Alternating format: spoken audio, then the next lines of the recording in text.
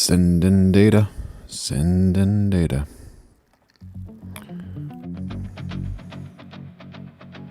It's gotta sound good. That's a necessity, right? It must 100%. All right. So, something feels off right now. Every headline is loud, but none of them are clear. So tonight, we are breaking it down piece by piece. If you want your take heard, super chat it. Members, I'm locking in with you first. Let's build something real here, right? Might as well. And what is our dear POTUS saying? What in the world? Along with all that drama. Incredible, including what took place in the countries have also. They have different kinds of problems than we have, but we do have, there's something going on, and it's a bad thing. Yes, please. Have you spoken with President Putin in the past week? Have you spoken with President Putin? Yeah, I don't want to, I have learned things that will be very interesting, I think. He's got to keep some secrets. Come on, what are you talking about, lady? In the next few days, you'll find out. Will there be any consequences if there isn't some type of announcement of a meeting with President Putin and President Zelensky? Yeah, there will be. We're going to see what happens. We're going to see what they do and what happens. I'm watching it very closely. Last week, they lost 7,000, between the two countries, 7,313 soldiers, to be somewhat exact, for no reason whatsoever. Yeah. And they're Russian and they're Ukrainian, but, you know, they're soldiers. I want to see it end. Yeah. Have you decided you're definitely going to send National Guard troops to Chicago?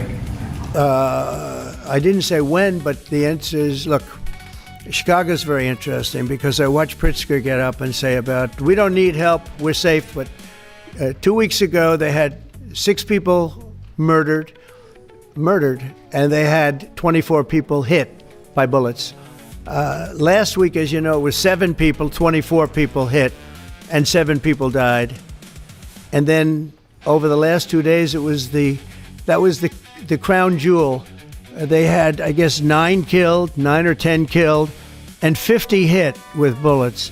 And you have this governor get up, who's a terrible governor. Probably he and Gavin Newsom would be probably the 2 worst and most naive. They're naive. Either they're naive or they're very untruthful. And he'll say, we don't want any protection. We don't need. So in the last 3 weeks, he's lost almost 20 people killed. There's no place in the world, including you can go to Afghanistan, you can go to places that you would think of. They don't even come close to this. Chicago is a hellhole right now. Baltimore is a hellhole right now.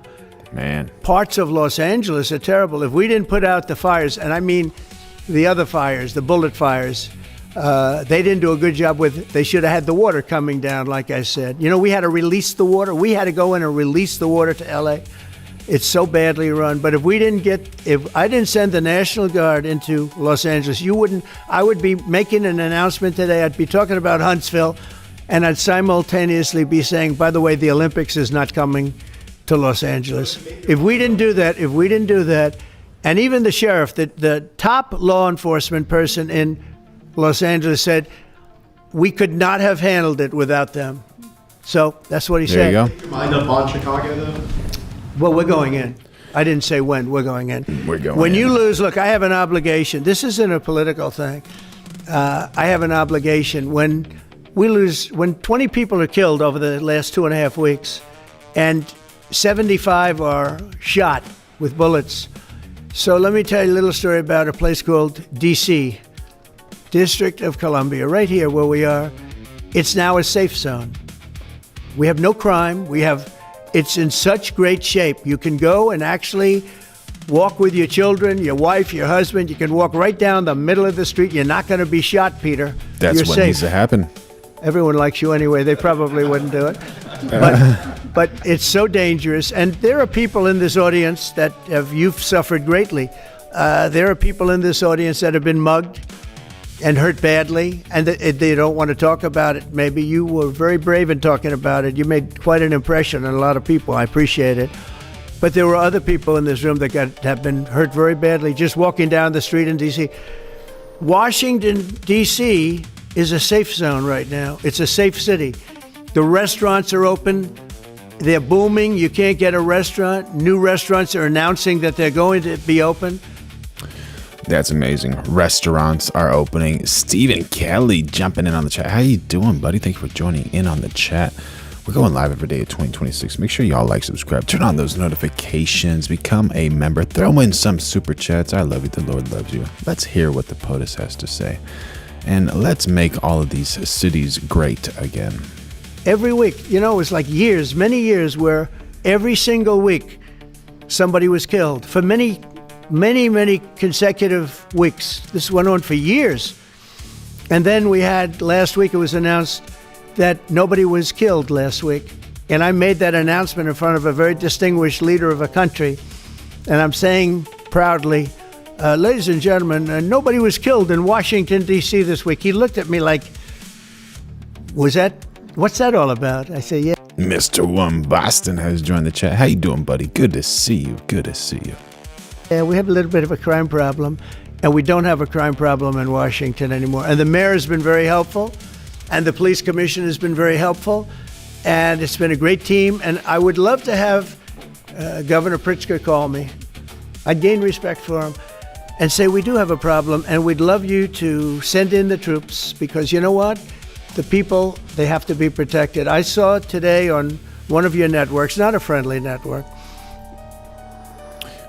Chandra Sivaram says, I'm not from U.S. Doesn't U.S. people believe his lies? I feel like 3 lies, 1 half truth, 1 political ideology. My goodness. Tell me about his 3 lies and 1 half truth and 1 political ideology. Would like to know. Thank you, buddy, for jumping in on the chat. Mr. One Boston says, anti-war has an interesting omission from the State Department. They said they did this war entirely for Israel. Breaking news. Is that accurate? My goodness. Asking me to take a walk down the street of Baltimore. Well, Baltimore is a very unsafe place. It's rated number 4 in the city. One of the most unsafe places anywhere in the world. But, we took care. This was a beautiful thing that happened in Washington because we showed that it could be done. And this wasn't just sending big, strong guys, and they are big and they are strong. We had a great decision from the Supreme Court that had to do with sort of talent. It had to do with you are put down based on merit. You can hire based on merit. So merit for a soldier or for a policeman is strong, physically fit, having a certain ability, not a person that is woke and got the job through woke, but wasn't strong enough to lift the gun out of the holster, et cetera, et cetera. No, I looked at the... Look at these people laughing in the background. She's trying to hold her laugh. This dude is laughing. My goodness. Police, as you know, last week I went over, we had a meeting with... There had to be 300 people, and they were all very impressive looking. And when the bad guys see them, they're not going to do a thing. And so I'm very proud of Washington. It serves as a template, and we're going to do it elsewhere. But Chicago is certainly going to be high. I would love to have him call. I would love the governor of Illinois. I'd be honored to take his call. All he has to do is say, sir, we need help. It's out of control. And everyone knows it is. He's not kidding anyone. I would love to have, I would say, Governor Moore call, because I watched him over the weekend trying to explain that Baltimore, what they need is housing. No, they don't need housing. They need to get rid of the criminals. These are hardcore criminals. We took many people off the streets of Washington, D.C. They're hardcore. They're not going to be good. In 10 years, in 20 years, in 2 Thank you, Mr. Boston. Appreciate it. 2 years, they're going to be criminals. They were born to be criminals, frankly. They were born to be criminals, and they're tough and mean, and they'll cut your throat, and they won't even think about it the next day. They won't even remember that they did it. Chad Collington jumping in on the chat saying, imagine how much gas would be with Harris. What do you mean by that? If Harris was with Trump? And we're not going to have those people. Washington, D.C. is now a safe zone. It's a safe place. And you can walk, Katie, you can walk right Thank the Lord. And we're going live every day of 2026. So make sure you like, subscribe, turn on those notifications, throw in a super chat if you want to be noticed. Become a member. I love you. Down the bipartisanship. It matters not only with crime, but also issues that matter to everyday American people's lives. So Mayor Bowser's been great. She could have taken the thing, and then after I clean it up, they'll take credit for it. You know what they do is they take credit. Like, we cleaned up Los Angeles. We did a great job there. Nice. And it was overwhelming what was going on. And again, the police chief made a statement that we could not have done, there's no way they could handle it. You saw what was happening out there. It was going to be a disaster. We stopped it cold. If we didn't do that, would have been a very sad day. And you know, remember, we have the Olympics, we have the World Cup, we have all these things coming, and we have 250, all of these things coming. But I watched Newsom get up and say he's doing a great. He's not. We're the ones that did it, and that's okay, whatever it takes. But the main thing is But he got up and said we did it. He's got to take credit for it, he didn't right? want us there, and he's going to need us again because it's starting to form again. I see it. It's starting to form again. You know, we have to maintain. It's like maintenance on an airplane. You can buy it, but you have to maintain it. True. And if you don't maintain it, a good plane becomes very unsafe very quickly.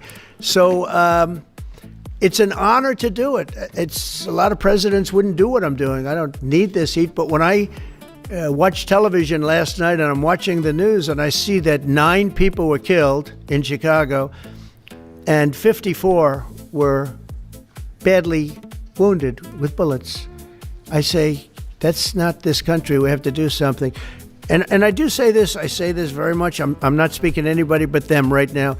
I would love to receive calls from governors and mayors saying they need help. We'll help them. We have a lot of people. We have a great force. We have a great military force. You know, Pete will tell you that when I was running for office, and this was a big headline, I think, you know, probably got me a couple of votes, but you couldn't sign people in the military. Nobody wanted to join the military, the Army, Air Force, the Navy, Marine, Space Force, Coast Guard. We never forget Coast Guard because they've done such a great job. Never.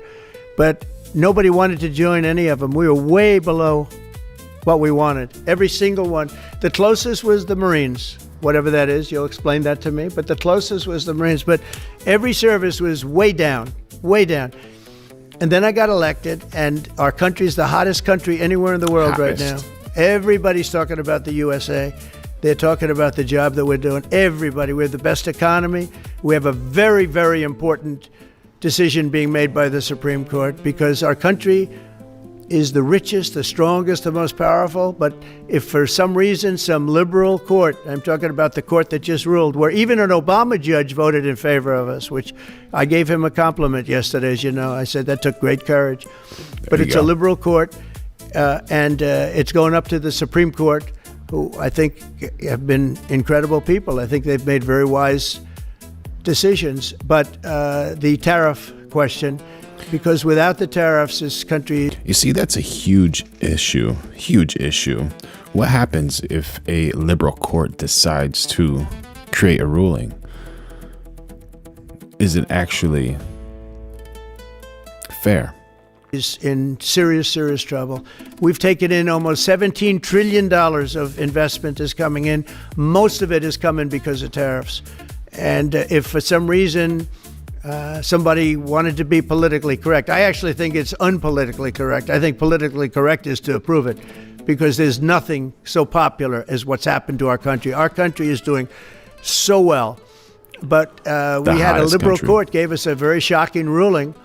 And that ruling is basically saying that the trillions... How you doing, Sleepy Watcher? Happy to have you in the chat, buddy. ...of dollars that are pouring into our country, putting us in a position like no country is anywhere in the world, that they'd like... How you doing, User TT? Good to see you, buddy. ...like to see us that taken away. By the way, a lot of... We got Cindy Prim saying, I won't smile until he's gone.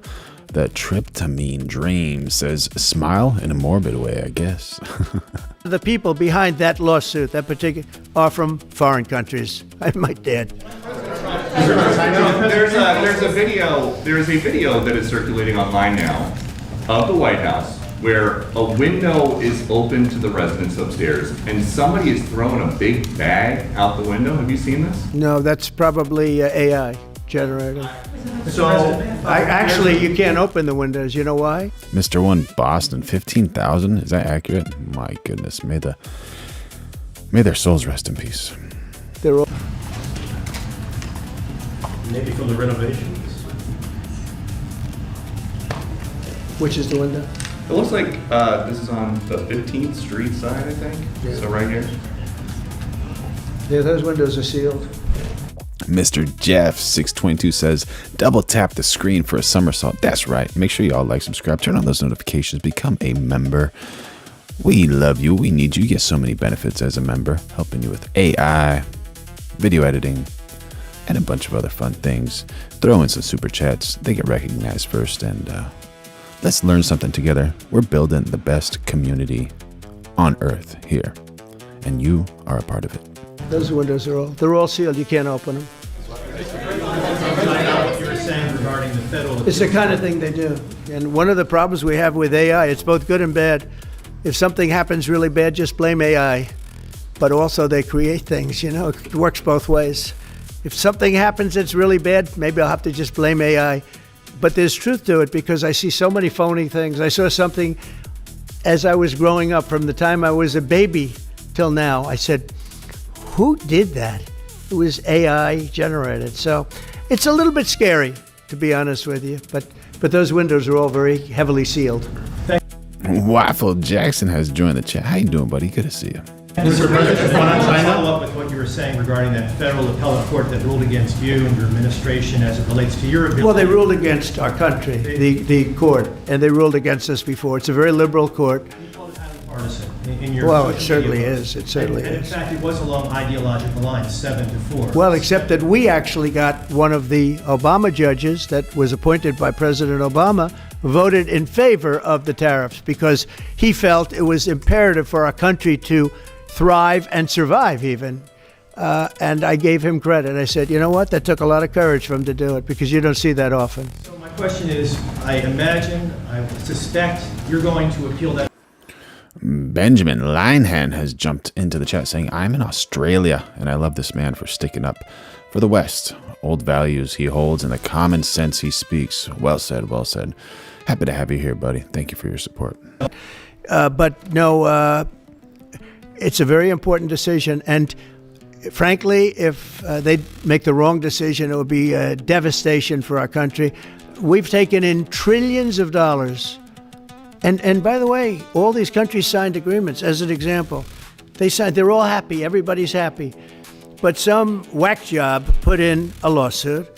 It went before a very liberal court, and the liberal court ruled, it was 11, they ruled 7-4, with one of the most liberal of them all voting in our favor because they're patriots. I think I give tremendous credit to that judge. And now it's going to the Supreme Court. Now we're going to be asking for early admittance. We're going tomorrow, and we're going to ask for an expedited ruling because, when you look at the stock market's down today, the stock market's down because of that. Because the stock market needs the tariffs. They want the tariffs.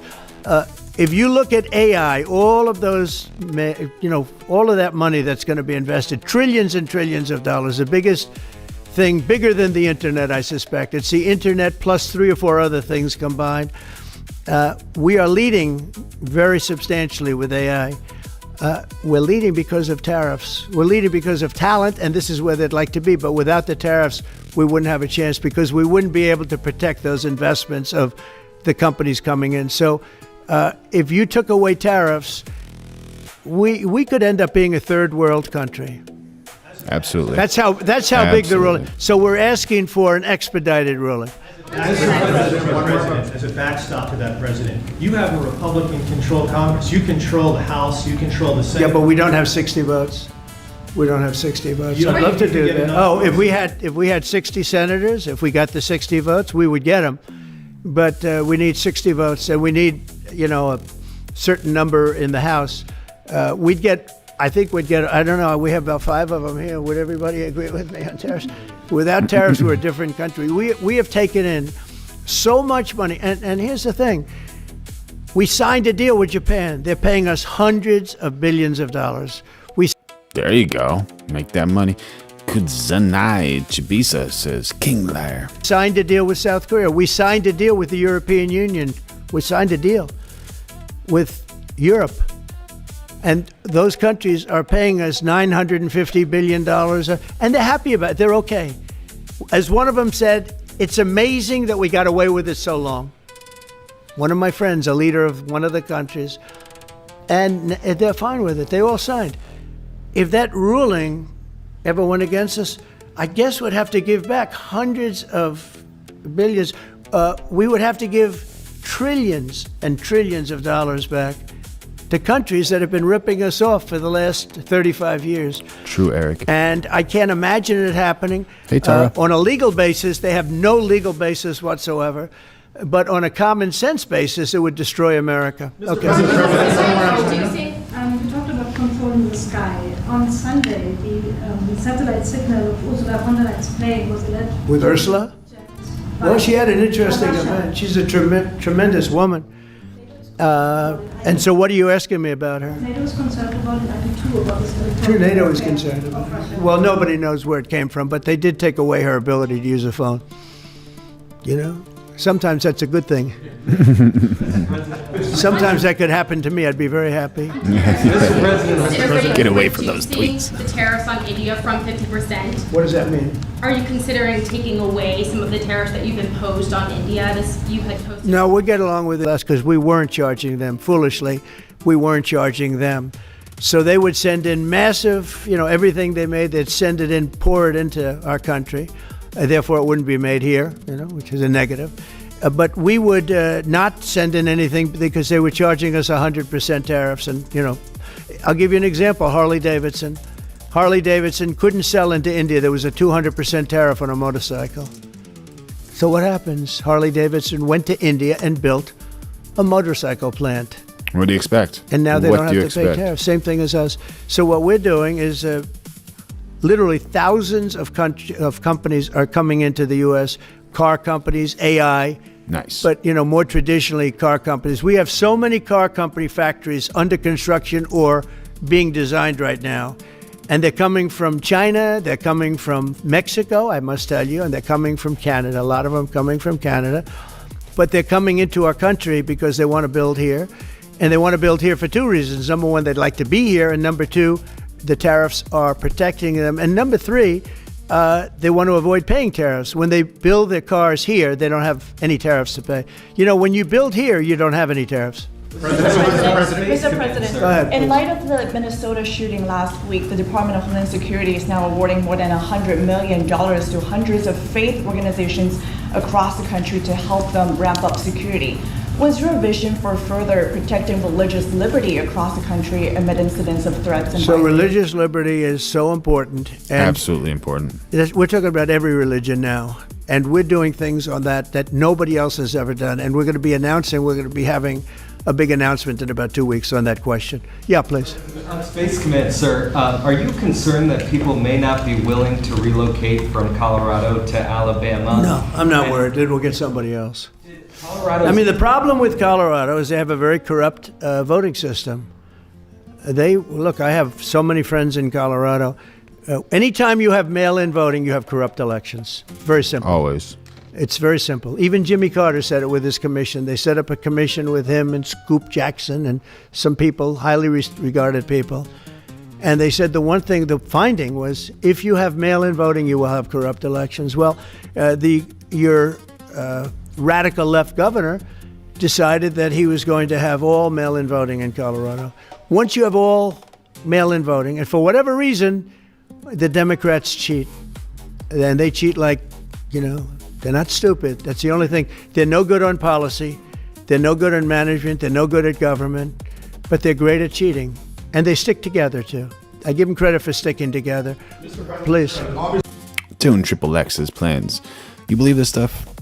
Should I believe this stuff? What do you guys think? Is this stuff accurate or not accurate? And this is a big win for national security, moving this to Alabama. We've all can agree with that. Big. Is there any idea the economic impact this has on the state and on that local area? Katie, do you want to answer that? Look, I mean, this. Go ahead. Please go. Go on, Katie, and answer that. And if y'all become a member, or if you guys throw in a super chat, you'll see Veronica. And everyone loves Veronica. She's the best in the world. Make sure y'all like, subscribe, turn on those notifications, going live every single day of 2026. This is going to be tremendous. I mean, the state of Alabama, what we've seen through this process is the worst of Washington. We've seen politics get in the way of what is best for the warfighter, what's best for national security. And the state of Alabama is about to show the country the best among us. So we know the economic impact is going to be tremendous. There at Redstone Arsenal, we're proud to house everything from the FBI to headquarters there for material command to a number of things. We obviously have NASA with Marshall Space Flight Center, and so this naturally fits within. When you look at the decision matrix that they placed in front of us, that's why we ranked so high, is because we have the resources necessary and the ability to build out quickly to meet the needs in front of us. As far as economic impact, it would be tremendous. Does anybody have an exact number? 1,600 jobs. 3,000 spent off. With 3,000 spent off. Look at this. This is teamwork right here. So we are really proud, and the people of Alabama are ready to get to work. And I've got a housing question, if you could, just for a second, Mr. Yeah, President. please. Owning a home and going about the American dream seems like it's out of touch for a lot of Americans. Just recently, you pushed out a statement about addressing an emergency housing situation. That's right. We're thinking about doing that. Yeah, can you just... How amazing would it be if homes became affordable again? Much, much more affordable than they are now. Well, we need a little help from the Fed. We have a man named Jerome Too Late Powell. You probably heard of him. He's too late. He's way too late. And the economy is so strong that it's pushing through that. Normally, it would have been much tougher, but we're doing so well that we're pushing through it. But it makes it very hard for people to get. Benjamin Linehan jumping in on chat saying, thank God Trump beat Harris. In what was the most critical election in world history, only USA, Hungary, Poland, and perhaps Italy have conservative governments in the Western world. Just subscribe. Thank you for the subscription, buddy. Happy to have you on board. Get the best financially. The money coming in is so big because of tariffs and other things, but because of tariffs. Tariff gets us even those other things. Plus, it gets us great negotiating. I settled 7 wars, and numerous of those wars were because of trade. And numerous of the trade deals that I made were because of tariffs. It gives you a great negotiating ability. If that ability were taken away from us by a liberal court acting on essentially foreign nations asking to get help from the United States government, when they've been doing this to us for 40 years, that's why we have $38 trillion in debt. We won't have it for long if they let us if they allow us to do what everybody knows we should be able to do. Yeah, please. Mr. President, another Biden-era action that you're now reversing is that you signed a deal last week to make federal buildings adopt and embrace classical architecture styles again. Can you talk to us about why you do that, and also what's your vision? Well, we want to see beautiful buildings. Now, you know, it's in the eye of the beholder. I've seen architectural reviews over the years. I'm an expert at it. I've gotten a lot of great reviews. But I've seen buildings that I didn't think were very good get great reviews, and I've seen great buildings get bad reviews. So, but it's just a standard. We want to have a good standard. We're building something here, you know, for 150 years they wanted a ballroom at the White House. We're doing something at the highest level using great architects and all. And, you know, it's very exciting. But we have a lot of interesting things happening architecturally in D.C. And D.C. is like a different place. And, you know, even the contractor said, sir, we walked down today, we feel like much safer. It's like a different place. That's so important for a city, especially DC. You know, the crime has been known to be so bad in Washington, D.C. Thank the Lord it's cleaning up. Washington, D.C. is great. Now, we're going to also beautify it. We're going to put a topping on the roads. We're not going to rip them apart and take 4 years to build a road that was exactly the same by the time you build it. But we're going to put toppings. We're going to put new medians. Sulam, Julie, how you doing, buddy? We're going to get the graffiti off. We're going to put tiles up in the tunnels where the tiles are missing. We'll do the whole tunnel instead of, you know, a little area where you see new tiles, old tiles that never look too good, but they could use it. You know, they've been up 50 years. They've served their duty. But we're going to make this within about a 20-mile radius from the White House. we're going to have this place spick and span. It's going to be crime-free, and it's going to be spick and span. It's going to be, you'll be proud of Washington again. Go ahead, please. Absolutely. So China's having wonderful. a massive Looking forward to military that. parade that President Putin and Kim Jong-un will be attending. Do you interpret... These are Republicans, great Republicans. I want to thank you all for being here for this important announcement. 7 years in the making. As you know, this has been going on for a long period of time, and I am thrilled to report that the U.S. Space Command headquarters will move to the beautiful locale of a place called Huntsville, Alabama, forever to be known from this point forward as Rocket City. Okay, Very cool. so Huntsville, Alabama, we Rocket love City. Alabama. I only won it by about 47 points. I don't think that influenced my decision, though, right? That didn't. Jonathan Aviles is saying because these AI sucking up all of our water.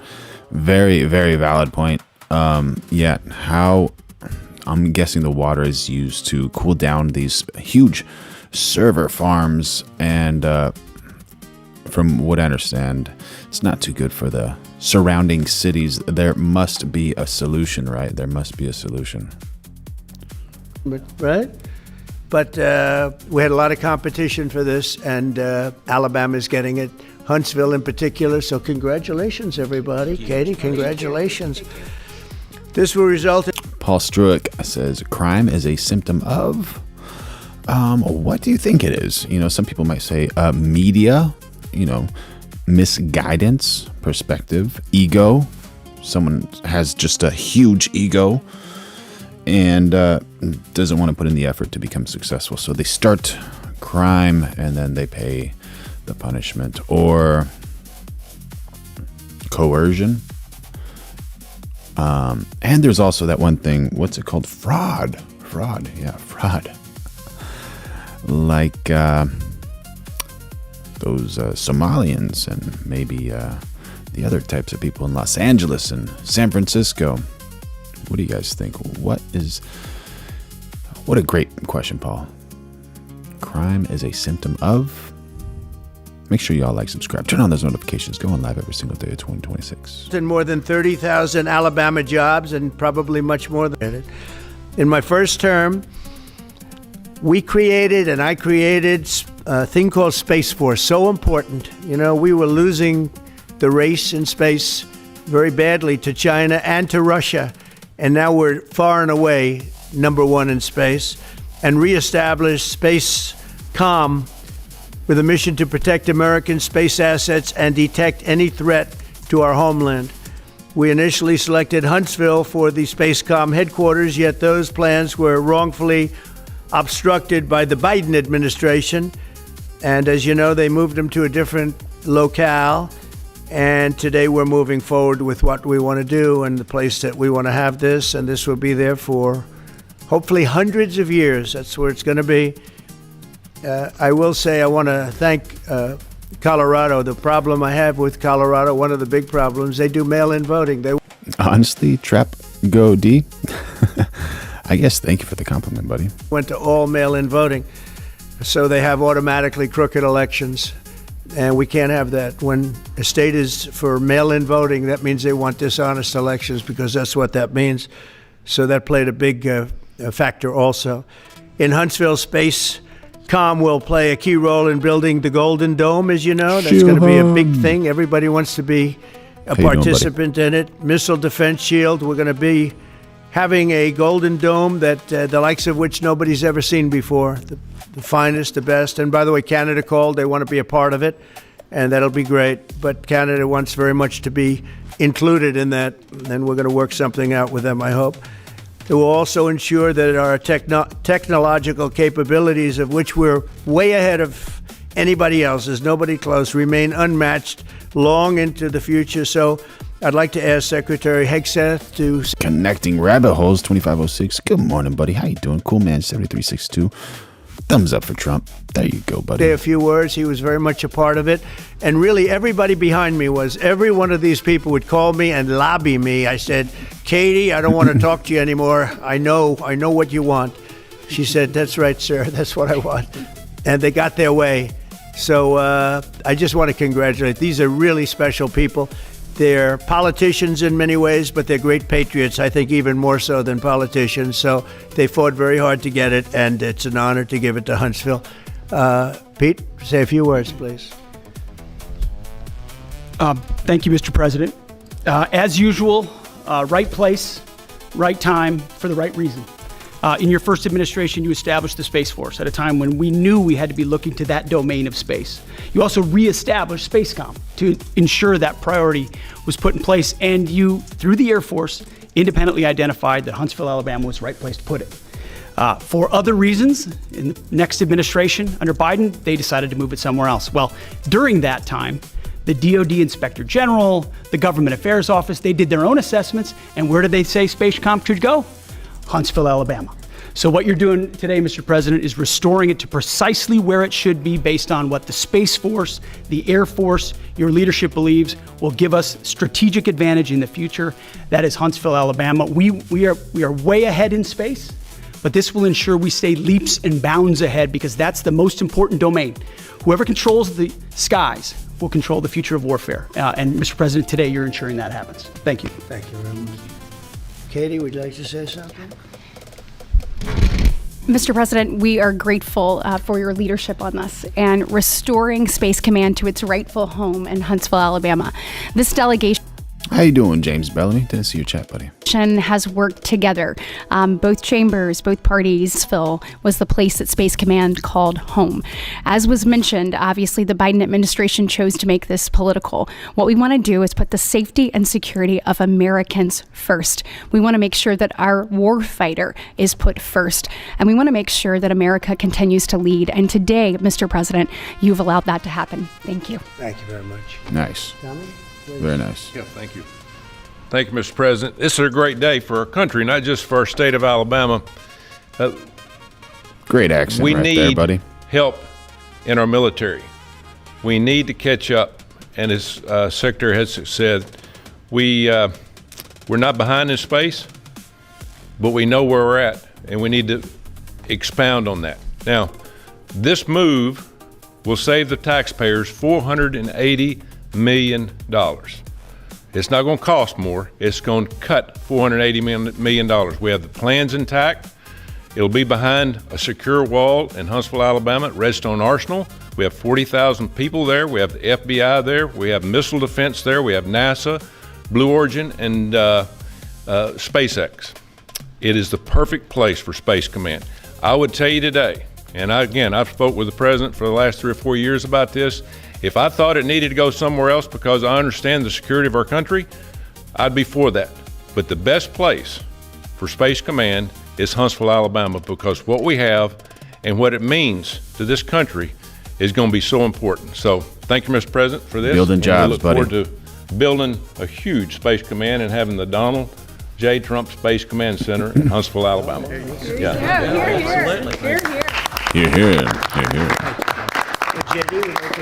Sure. Well, Mr. President, thank you. I'll be very brief here. I lobbied the president hard to put it in Ohio, but he said these people behind us, these Alabamas, are just too powerful and too persuasive. And so it's in Alabama, but as Tommy said, this is exactly the right place for Space Force and Space Command. I think Americans ought to appreciate the fact that you can't win the battle of the future unless you control the skies.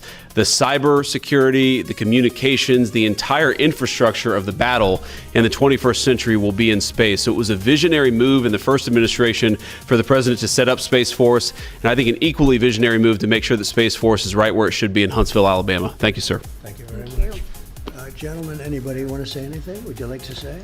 Mr. President, another promise made, another promise kept. You think about it, Redstone Arsenal is critical to national security. The president said when you were the 45th president, let's do what's right for national security. That's right. And today, that's exactly what we're doing. It's not because of this or that. It's because it's right for national security. How you doing, You Mazen? think of the 21 categories that were evaluated to determine what was best for national security. All indicators pointed back to Huntsville, Alabama, and Redstone Arsenal. We have the right people at the right place at the right time. Mr. President, on behalf of the people of the 5th Congressional District and Very all kind. of Alabama, thank you for keeping your word. Absolutely. Thank you very much. Anybody? Let me just say, Mr. President, I want to say thank you and thank you for doing this because it was the right thing to do. When they looked at all the numbers, Huntsville was the place to go, and like you say, it was unfortunately pulled out, but you made it right. So I want to just say thank you again for a grateful nation, and to the state of Alabama, we're very grateful. Thank you, and God bless. Thank you. Please. Thank you, Mr. President. Throughout history, militaries has always understood that whoever could hold the high ground held the advantage. Space is the ultimate high ground. And what we're doing with moving the Space Command to Huntsville is absolutely critical to our maintaining dominance in that sphere. And it goes hand in hand with what we're trying to do with the Golden Dome and missile defense to defend against anyone else who tries to enter that sphere. So thank you, Mr. President. Thank you very much. Please. Thank you, Mr. President. And obviously, national defense is a huge issue. And when you look at the scores, Alabama was #1. And for political reasons, it was moved out of our state. But, Mr. President, thank you for making priorities the defense and the warfighter and the safety of this nation. And in the big, beautiful bill, that Golden Dome will be built in Huntsville, Alabama, and we're grateful for that. Thank you. Listen, as chairman of the Armed Services Committee, I care very much about what's most important for our national security. And the president held a nationwide competition to determine where we should have this command. If y'all remember, at the end of that competition, where Alabama came in first, there was a lot of complaints from the other states who did not place well. He said, we'll do it over with new criteria to accommodate your concerns. Alabama came in first in that second competition. His Secretary of the Air Force reviewed the results, said it was fair, and the president named Huntsville. It was the Biden administration that decided to make it political, even though his own Secretary of the Air Force said it was a fair competition and it should be in Huntsville. So I want you to know I appreciate this president standing up and being strong and saying he's going to make this right and put it where it rightfully belongs, and that's Huntsville, Alabama. Thank you very much. Good job. So thank you all very much. You are going to leave me alone now? You're not going to call me anymore and talk about... Mr. Trump is so nice and such a host, and the way he addresses everyone, he's a classy man. He's so entertaining. Do we remember any other presidents this entertaining? How you doing, Terry? Good to see you, buddy. And just so y'all know, we're going live every single day of 2026, so make sure you like, subscribe, turn on those notifications, become a member, throw in a super chat if you want. About this subject, right? You promise? They'll start something else. But I just want to congratulate you. It's a very big deal. When you come out and when you leave the room, you'll see that we just, over the last few minutes, literally shot out a boat, a drug-carrying boat, a lot of drugs in that boat. Nice. And you'll be seeing that, and you'll be reading about that. It just happened moments ago, and our great general, head of the Joint Chiefs of Staff, who's been so incredible, including what took place in Iran. Dark Omega ZX Origin says JFK to answer your question, 1337. Thank you, buddy. Appreciate that. Knocking out potential nuclear power for a long time to come. I think within a month they would have had it. We didn't do what we did. But 100%. I can't read that comment because, but yeah. I think everybody knows, buddy. Even the rockets go, if you can say, by having the best location. So we went out, as you know, to experts, and we had 4 different groups of experts. They all said this was the best location. I also loved it from the standpoint, I know the people of Alabama, they are great people, work hard, and there's no games, and they're very proud of it. And I would say they fought harder for it than anybody else also. A lot of states, 5 states really wanted it, but they wanted it more. And I kid you not when I say that these people, they spoke to me a lot. That's all they wanted to talk about. They didn't want to talk about the weather. They only wanted to talk about moving to this location, moving to... Sounds about accurate. Forever Rummy says Trump is not a politician. He's a businessman. Yeah, first and foremost, I think he is a businessman. And do you think that's the reason he's finding so much success as a politician? Alabama, Huntsville in particular. So we're honored to do it. They really wanted it badly, and they got it. Peter? President Trump, something completely different, but about a big viral social media trend over the weekend. Happy to have you on board, Dark Omega. Thank you, buddy. How did you find out over the weekend that you were dead? You see that? No. Shamrock has joined the chat, saying when Trump ends this second term, send him over to the UK. We need a real leader that puts us first. How hilarious would that be? I would love to see Trump with an English accent, bro. Oh my gosh, that would be hilarious. Hilarious. Playing the invisible harmonica. Excuse me. When we're winning, we're just winning. Oh my gosh, with an English accent. That I own pretty nearby on the Potomac River. And no, I've been very active actually over the weekend. I didn't hear that one. That's pretty serious stuff. Well, it's fake news. You know, it's just so fake. That's why the media has so little credibility. I knew they were saying, like, is he okay? How's he feeling? What's wrong? I said, I just left. And it's also sort of a longer weekend, you know, it's Labor Day weekend. So I would say a lot of people know I was very active this Labor Day. I had heard that, but I didn't hear it to that extent. Go ahead, Peter. Something else. We know that this country has a huge problem with school shootings. You've said that you're open to sending the National Guard pretty much anywhere. Would you ever consider sending an armed National Guardsman to every school? Well, we have a big problem with school shooting, but we also have thousands and thousands of schools that run perfectly. You know, they talk about you can do things construction-wise, and that's really, I think nobody knows more about construction than me. You can build the construction doors, you can build what they call safety doors, where they lock on the outside, the inside, and every place else. Well, but if one of these lunatics happens to get through, then the police can't get in. Then they're looking for keys all over the place, and it takes a lot of disadvantages to doing, spending billions and billions of dollars and actually making it safer in some way for some of these lunatics that we're dealing with. But I don't think so. I've thrown out the concept. We have great teachers that love our children. The parents love the children. Teachers love the children too. And if you took a small percentage of those teachers that were in the military, that were distinguished in the military, that were in the National Guard, et cetera, and you let them carry, that's something that a lot of people like. I sort of liked it. It'd have to be studied, but they're trained. They know about weapons. You can't do it with every teacher because most teachers don't know, but I always thought that would be an alternative. But it just, we've had a lot of instances. Other countries have also. They have different kinds of problems than we have, but we do have, there's something going on, and it's a bad thing. Yes, please. Have you spoken with President Putin in the past week? Have you spoken with President Putin? Yeah, I don't want to.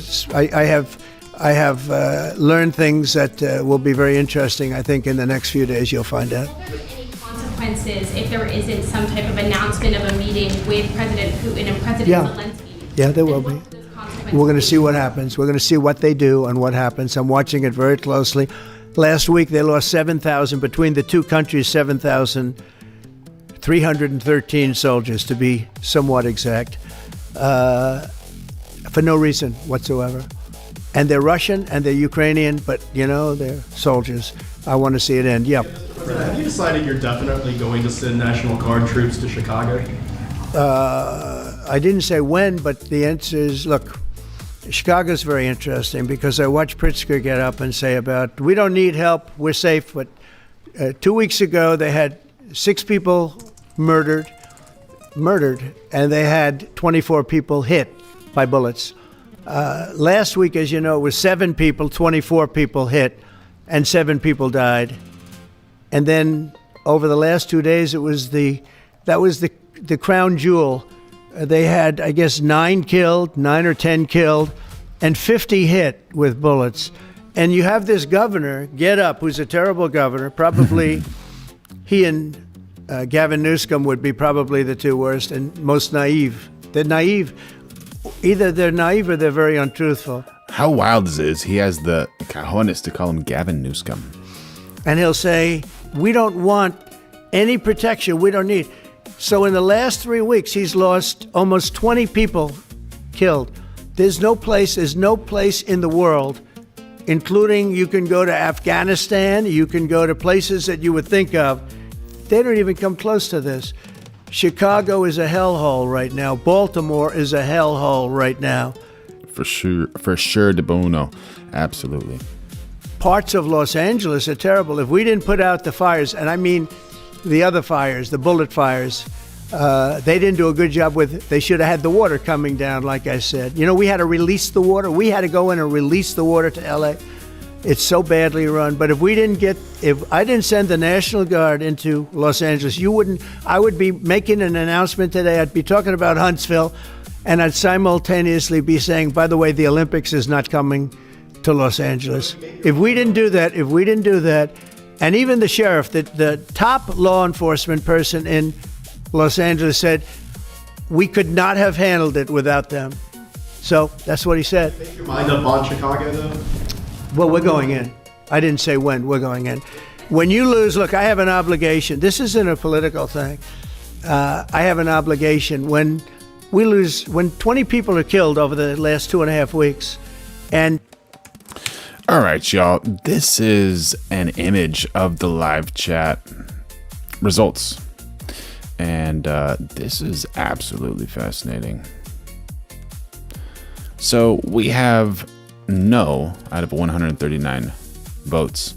Donald Trump does not make you smile. So that's 63%. And on the second poll, does Donald Trump make you smile? 64% say no. It's important to smile, y'all. It's important to smile. Try to enjoy life, you know? Try to enjoy life. I love you. The Lord loves you. Make sure you like, subscribe. Turn on those notifications. We're going live every single day. It's 1:26. Send in a super chat. Become a member. We need you. We're developing the best community here, and we are so happy to have you here. this took place in 12 days. Now it's 15 days, but 3 days ago, it became what's known as a safe zone, as a safe city. And this city was really bad, really, really bad. We took 1,600 people out, hardcore criminals that will not be coming back anytime soon. And we're very proud of it. You know, to have our nation's capital lose every week. You know, it was like years, many years, where every single week somebody was killed for many consecutive weeks. This went on for years. And then we had, last week it was announced that nobody was killed last week. And I made that announcement in front of a very distinguished leader of a country.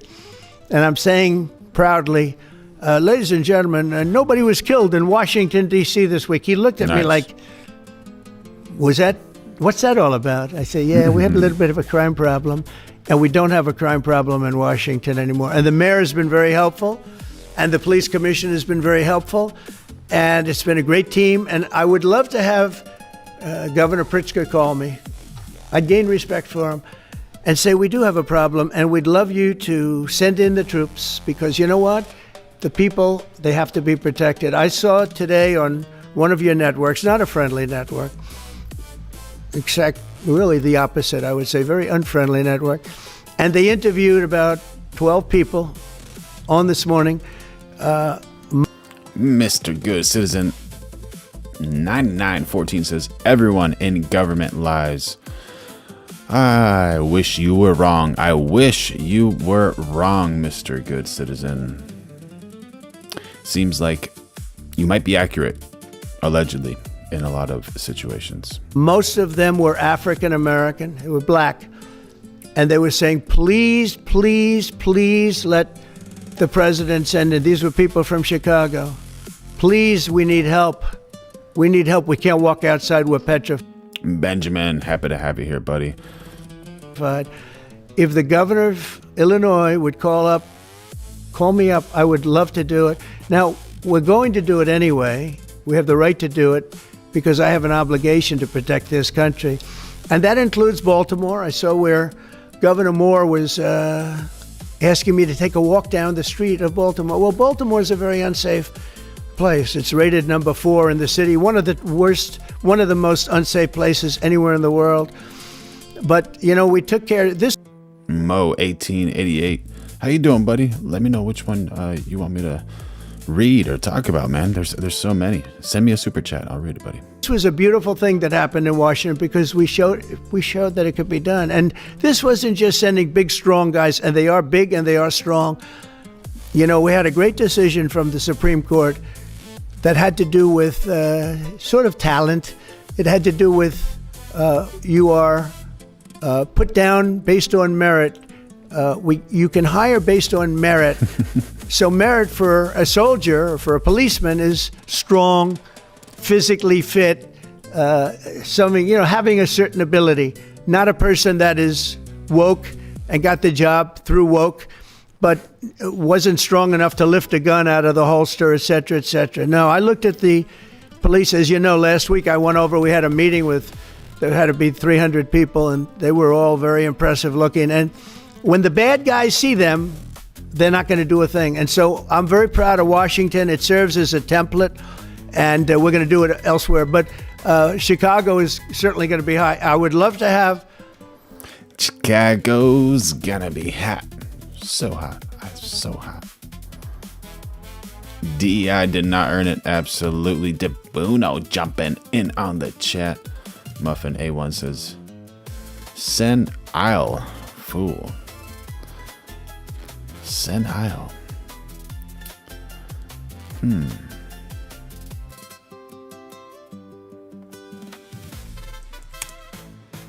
Over the past 6 months or so, Donald...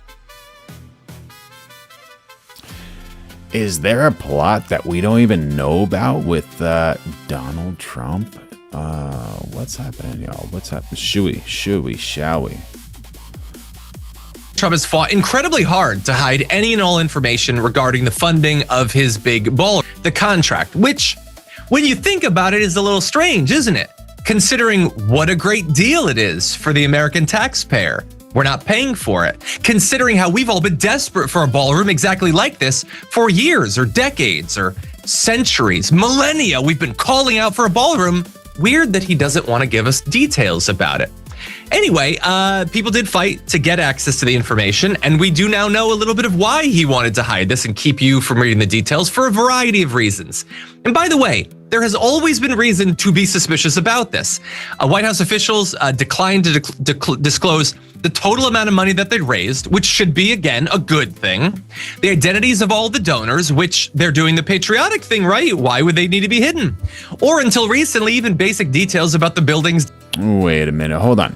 If you're gonna expose the donors, do you not know that puts them under seen and unseen pressure and dangers? What if they want to be anonymous donors? Think about that. Honestly, think about that. But then, on the other side, are they donors because they want to influence POTUS? See, that is what is on the other side of the coin. How can we stay unbiased? Design. I guess ChatGPT hadn't got done generating it yet. Court documents show that Trump knew he was going to tear down the East Wing at least 2 months before doing so, but he never told the public, which is just like, it is a grotesque lie. That he knew for 2 months, planned to do it, kept saying it was going to be there, we're not going to get rid of it. What's he saying here? Which is just like, it is a grotesque lie. Tear down the East Wing at least 2 months before doing so, but he never told the public, which is just like, it is a grotesque lie. That he knew for 2 months, planned to do it, kept saying it was going to be there, we're not going to get rid of it, and then just blows it up before anyone can do anything. He should have been dragged out of the White House. Dark Omega jumping in on the chat saying it's extremely difficult to influence somebody that is as wealthy as Trump. As what can you give a man that can provide for himself? Absolutely. But also, do you think that there's other things that outside of money that might convince him? Hopefully nothing bad, but you know. White House for that. He should have been impeached. He should have been removed from office, but unfortunately it didn't happen. And Trump has been very tight-lipped about. Matt M jumping in on the chat saying, why are people losing their minds over the ballroom? It's our word. Yeah, Yeah, what for? Can't we just have nice things? It's not like he's going to take it with him after his term, right? It's going to be there for the future presidents. And he's offering protection. The contractors and the contracts. But is it an ego flex? They're like, no. I don't want Taco Orange Man Trump and whatever other derogatory words you can call him building this ballroom. Weirdly not about the ballroom. He has brought up the ballroom as often as health insurance and affordability. He talks about it as often as those two core issues. So here is the issue with the contracts that we're now getting thanks to lawsuits. The contract provisions taken together allow wealthy donors with business before the federal government to contribute anonymously to a... And I don't say those types of things about POTUS. I respect him, but I'm just saying it from the perspective of someone who doesn't actually find him so favorable. Sitting president's pet project while exempting the White House from key conflict of interest safeguards and limiting scrutiny by Congress and the public. So it should be fairly obvious that allowing rich corporations and individuals to hand Donald Trump unlimited sums of money for a thing he desperately cares about more than he's ever cared about his own kids is possibly a conflict of interest. And the White House seems to agree, which is why they've written into the contract protections that stop anything normally that would stop a conflict of interest. You don't get to get involved. They can do whatever they want based on this money, and you don't even get to know about it because Congress doesn't get to know about it. The contract resembles templates used by the Park Service for more routine fundraising partnerships, but with several notable differences. Provisions peppered throughout the agreement prevent the signatories from revealing the identities of anonymous donors, and a review process for detecting conflicts of interest with the Park Service and Interior Department makes no mention of doing the same for the president, other White House officials, or the 14 other executive departments he oversees. So in the past, if you'd been raising money and Apple had given, there would be protections to make sure that Apple was not paid back in any way. That had always been under Democrats or under Republicans, not anymore. Now Donald Trump can hand them government contracts. He can deregulate the way that they want. And these corporations are as big as they get. They include Amazon, Lockheed Martin, Palantir, Google. They all collectively have billions of dollars in government contracts already. And now there could be even more coming, and likely will be, because Donald Trump is one of the most just give and take presidents ever in terms of his corrupt projects. And so we've got more, and we will get to it. But Sharon, what do you make of what I've already revealed? Look, the only way you're going to stop this madman and this greedy guy who cares more about, how much money do you need? And at that advanced age, being leader of the free world, is if Republicans stop him. And the only time they seem interested in doing anything is when they're on their way out. And maybe Tillis is defending another, probably billionaire. I'm not sure if Jerome Powell is. Leprechaun Ginger jumping in on the chat saying, hard not to be proud of Trump. There you go, buddy. There you go. Make sure y'all like, subscribe, turn on those notifications. We're going live every day at 2026, developing the best community here, and become a member if you want. Throw in a super chat if you want. But that's all they care about. This guy is insane. And there's to be that obsessed with a ballroom that presumably you're not going to see the full benefit of, which is also alarming because that tells me that I don't know that you're planning. Wait a minute. Doesn't that mean he's planning for the future, for future presidents? What do you mean, woman? And move out of the house, just like last time. I think you're planning on staying there. You're thinking of having lavish parties, calling it the Mar-a-Lago of DC. It's all of it should turn our stomachs, and none of it deserves us to say, well, we got to How would it turn your stomach? You're building something nice for people on Earth. Where's the logic, honestly? Somebody please help me understand this woman. prioritize this over that. Although I know why people are. This is really serious. Yeah. Yeah, it's super. Yeah, he's acting as if this is a thing that he's going to get to use, which should send a chill down everyone's spine. By the way, oh, they're Republicans, right? They're not Democrats, right? The article, the Washington Post, so they're revealing all this. That's good. They did good journalism here. Even they are still pretending that this thing is going to cost $400 million. even though Trump said that before he even knew what the building was going to be. And now there's all this stuff about the bulletproof glass, the drone-proof roof, all that stuff. And they're going to be building it for the next 2 years. When was the last time a building cost what they said it was going to cost before they started building it? Come on. Also, nobody's saying how much the stuff under it's going to cost that the military is building. Amazon ain't paying for that. We're paying for that. What do you think that's going to cost? $500 million? Or $1 billion? $10 billion? We have not even seen an estimate. Nothing. We're just supposed to forget about all of that. And by the way, like, look, I don't want to be like an a-hole or whatever. I'm not saying that Donald Trump should never get to use. He doesn't want to be an a-hole. Okay, that's nice. He said it. Would she say the same thing?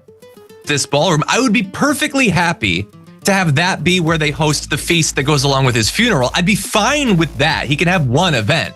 But I'm just saying, like, it is weird that he's so invested in it, considering that he's not going to be president when it's actually operational.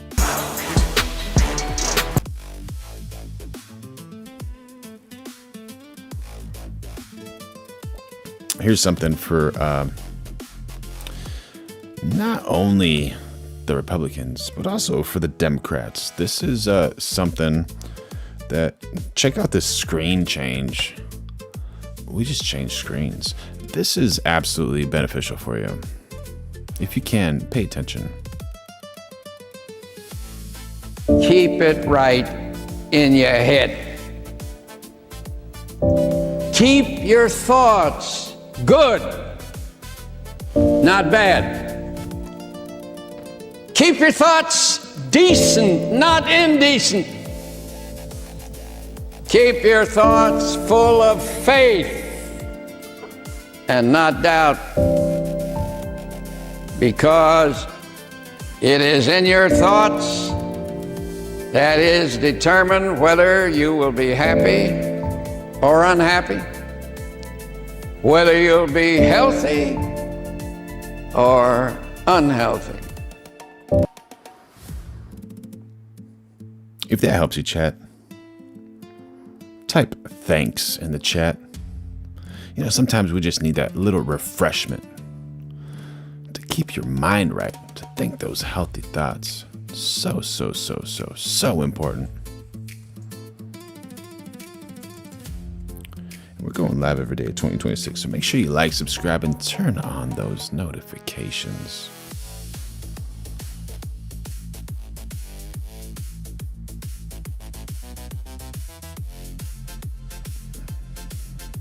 Iran's leaders.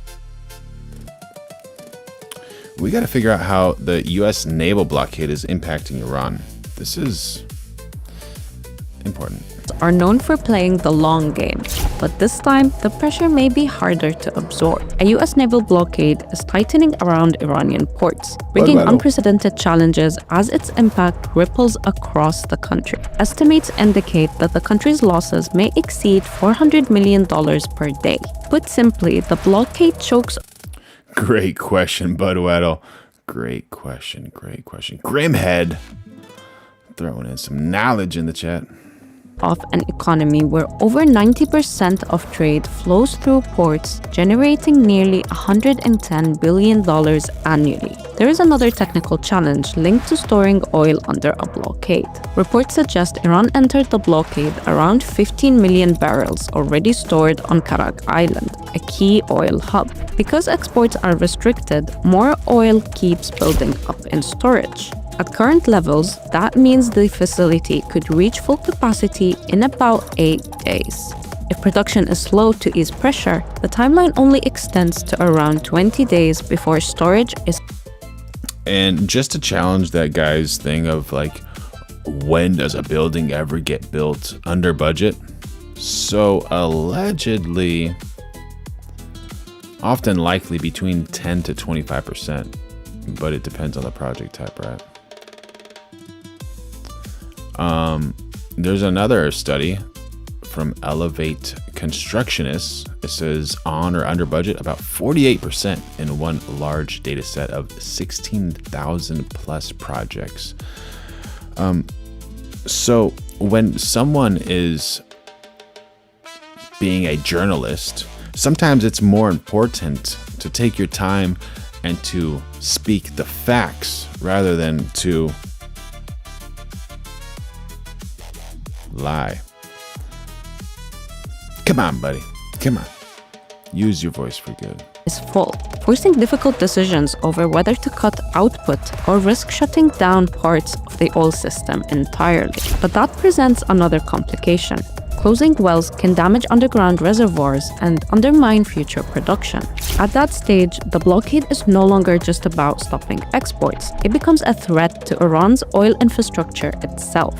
There is also the issue of domestic fuel consumption. Every Iranian consumes more than 1 liter of gasoline per day. As a result, the country already faces a daily shortfall of around 14 million liters, which could rise to as much as 77 million liters in a crisis. This gap is covered by imports, which cost the state around 340,000 riyals, about $8 per liter, but are sold domestically for just 15,000 riyals, which is around 3 cents. If imports are cut off, it could directly affect people's daily lives and livelihoods. Forever Roman jumping in on the chat saying, yeah, they need to stop the G side of little ones and mothers. Absolutely. Absolutely. 100% accurate. Thank you for jumping in on the chat, Forever Roman. Although Iran's strategic gasoline reserves stand around 1.56 billion liters, under a tight blockade, they could last no more than 12 days. Before this, Iran relied on 2 key ways to bypass years of sanctions and restrictions. One was known as floating oil, where crude was stored on tankers offshore, allowing production to continue and preventing damage to oil fields if pumping came to a sudden halt. The other was the shadow fleet, a network of tankers operating outside tracking systems, using hidden identities and ship-to-ship transfers to sell oil beyond international oversight. If both methods are disrupted by the US's blockade, Iran could face a shortage of hard currency, putting pressure on its banking system, currency value, and everyday life. These developments could trigger wider social and political consequences that are hard to predict. Yeah, that's so interesting. So interesting. You know, they have so much oil, and one thing happens if they stop exporting their oil producing capabilities can diminish in huge ways. Absolutely terrifying. And if you're sensitive, you might want to skip this part. This is a Palestinian person getting harassed at his own house by somebody who's trying to take this person's house, and it's wild. It's a wild one. So if you're sensitive, good time to switch off. But just so y'all know, we're going live every single day of 2026. Make sure you like, subscribe, turn on those notifications, become a member, make a super chat. Fucking Nazi fuck, get the fuck out of here. Fuck off. Fuck off? You fuck off.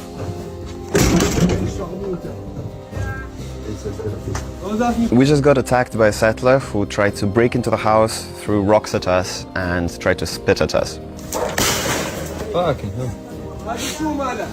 مالا لما تزورك بني ما تزورك بني لما تزورك بني تسمع قدرش خيا مانيك تزيد يا جيبي لما تزورك بني يوم شباب شابس تزيد يا جيبي تسمع قدرش خيا شابس تسمع قدرش خيا تعرف تمانية كشرموطة أوروبية زي أنت لو هو إيش يبيوت خيا ماني أنا بقول The settler threw big rocks and tried to break into the house and throw big rocks at me, at the house, at my friends here, without any accountability.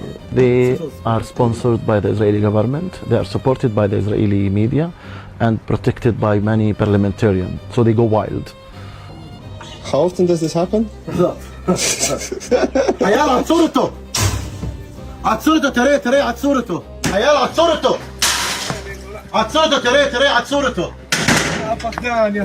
Alright, so take away like the language, take away the ethnicity, take away the religion, and just think about this like in the situation of like you being in your home and someone like throwing rocks at you. And you're like, what is this deranged person doing throwing rocks at me? Like, what exactly did I do to this person?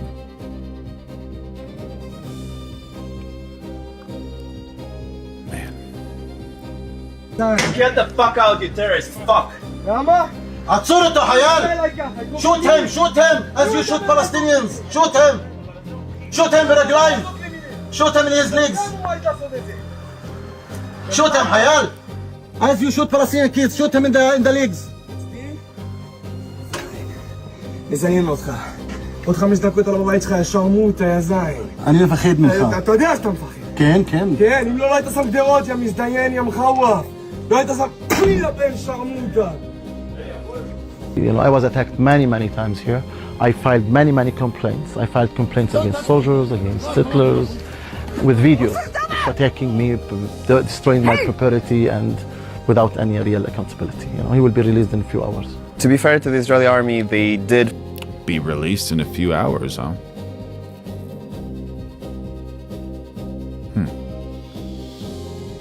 How do you think trials work over there? for once tell him to leave, and then he attacked them, and in a truly rare turn of events, he got arrested. And of course he'll be out in a few hours and he's likely going to be back, but at least for now he's under arrest. They do everything possible to make our life impossible, to force us to leave. How to make our lives better and how to make the people around us their lives better as well. Make sure y'all like, subscribe, turn on those notifications. We're going live every day at 2026. Become a member, send a super chat. I love you. I need you. Become a part of this amazing community. We all need you. Trump let something slip? Come on. What? Trump said something quite interesting, the Washington gaffe, meaning that he told the truth. The United States can't take care of daycare. We're fighting war.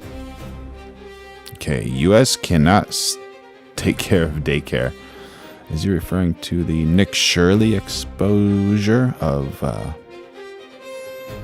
Somalians and the people in California? Wars, Medicaid, Medicare, all these individual things. We have to take care of one thing, military protection. He said, okay, we're going to cut all those things that Americans actually need and want. Trump said, no, we have to have war instead. So he put in a budget in which the military spending goes up another $500 billion. And the things like he said, health and other things, oh, we can't afford that, goes down in this budget to make people who are hurting in this country hurt desperately more. And meanwhile, we make them hurt more and more and more and more. Basically not listening to Keep Smiling -C, who says, stop the wars. Just stop the wars, right? Stop the wars. We know without a doubt that they have the evidence that would completely debunk the conspiracy theories and clearly lay out the truth. Whether that is the camera footage that TPUSA owns and has, 3 different angles, full 4K video that would clearly show the entire scene of the crime, the entire state of the injury, the nature of the hit, the bullet, everything.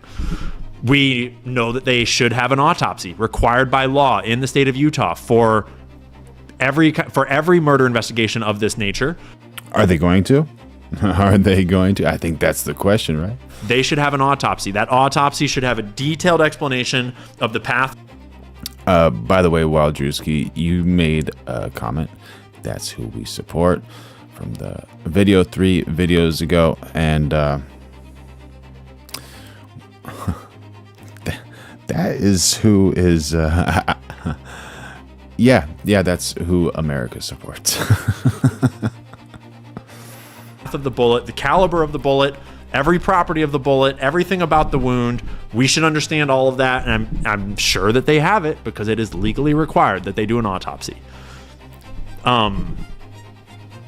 It's all so fishy. So fishy. And that's not to mention... Oh, is that the reason someone in the chat was saying, does it smell like fish around here? Iran fish. Keep me up to date with this new lingo. All the other stuff.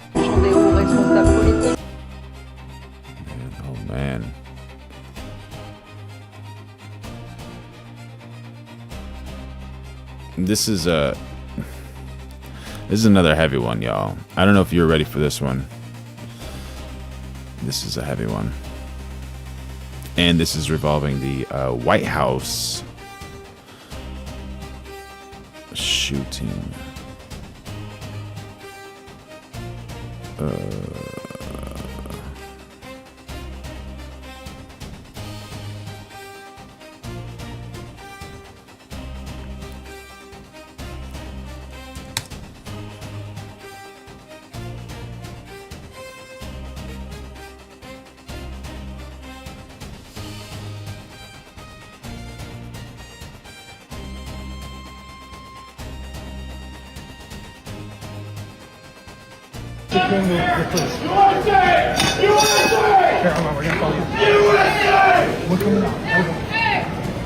They were screaming, "Get down!" I didn't get down. It was fucking awesome. I literally took every minute of it in. Pretty crazy, unique experience. Where are we going?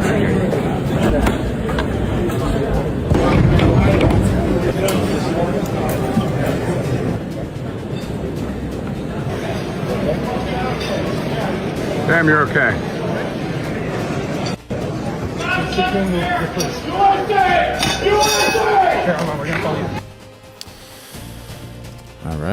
All right.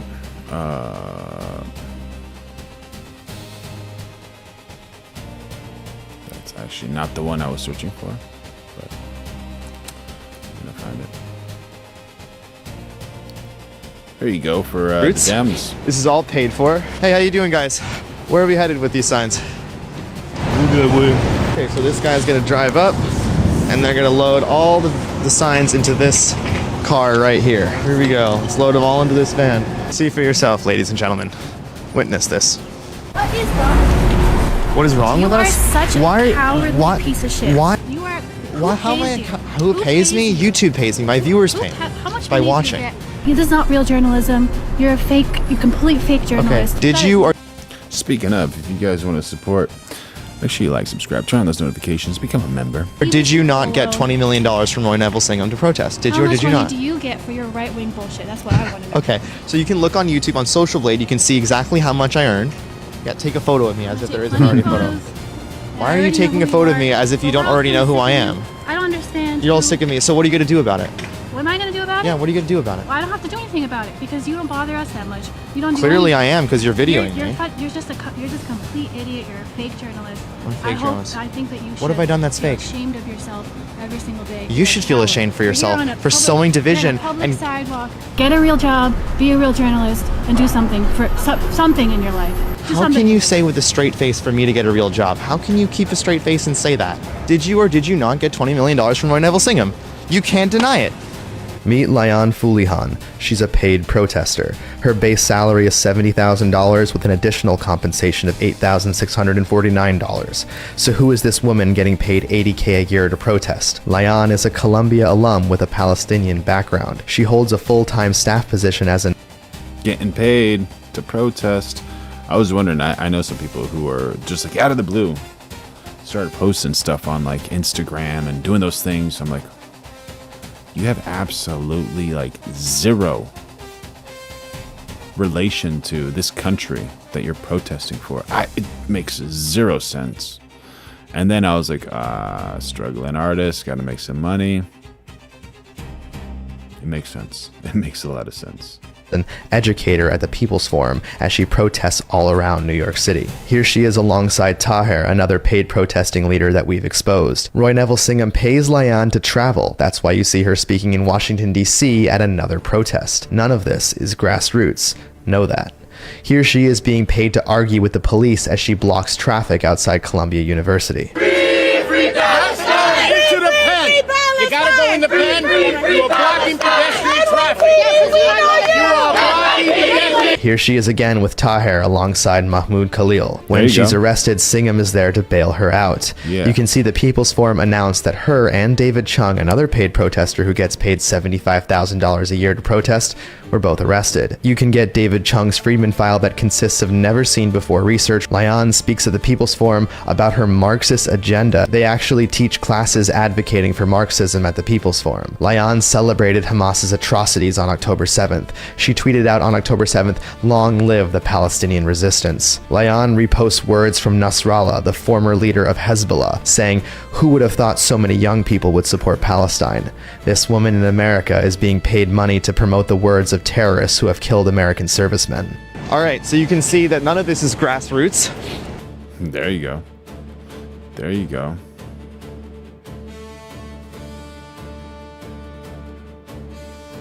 Is this the one that I'm looking for? But none of this seems... Oh my gosh, we were jumping around. This is exactly what I was looking for. Amateur hour. Come on, dude.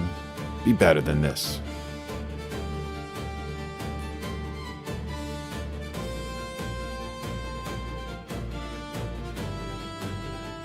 This is gonna change your mind about what happened with the White House dinner. Hooting. And is it staged? It's real.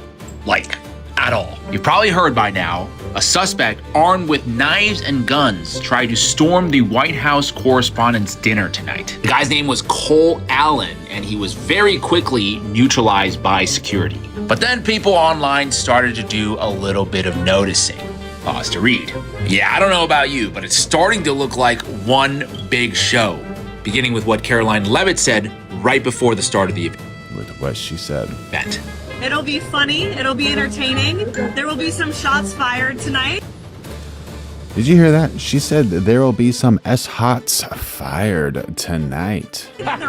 This, by the way, is Trump's first time attending the White House Correspondents' Dinner as president, and CNN ran this article a few hours before saying to expect the unexpected. Within an hour of the incident, Trump tweets out a video of the shooter running through the event. Even though still, for some reason, we can't get any moving pictures of Tyler Robinson, then it turns... Within an hour. Within an hour. We got Raymond Medina jumping in the chat. How you doing, buddy? Good to see you. Fake news. We got Beastiz saying it was a setup.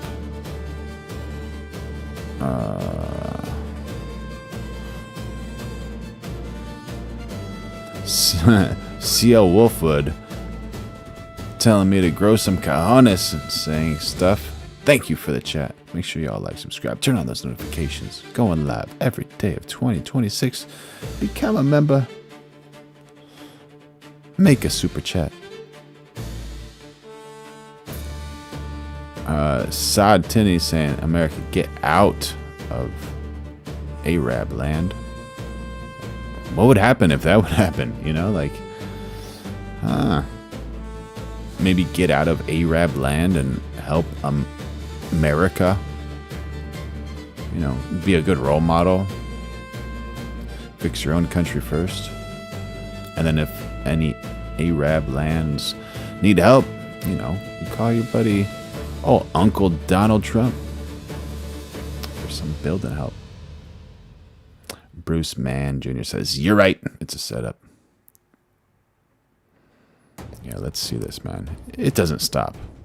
So yeah, they got image of this guy 1 hour after it happens, but they don't have any footage of Mr. Tyler Robinson.